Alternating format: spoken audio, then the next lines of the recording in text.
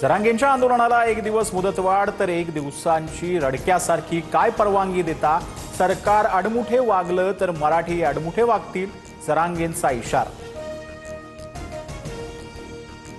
सरकार इंग्रजांपेक्षा बेकार, आंदोलकांना पाणी आणि जेवण न मिळण्यासाठी दुकानं बंद केली. जरांगेंचा आरोप, तर आम्हीही तुमच्या सभांवेळी गावाकडे पाणी बंद करणार, जरांगे आक्रमक.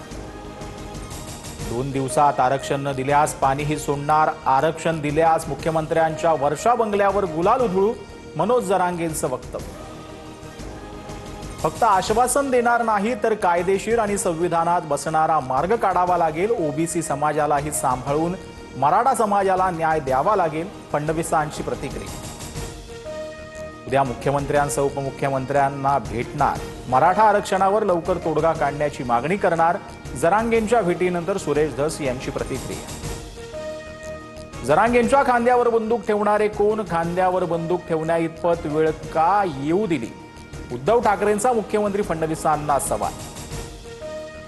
उद्धव ठाकरेंनी त्यांच्या काळात मराठ्यांसाठी केलेलं एक काम दाखवावं, फडणवीसांचं आव्हान. तर मराठा ओबीसी भांडण लावण्याचा प्रयत्न, मात्र आंदोलनावर पोळी भाजू नका, तुमचंच तोंड भासेल, फडणवीसांची टीका.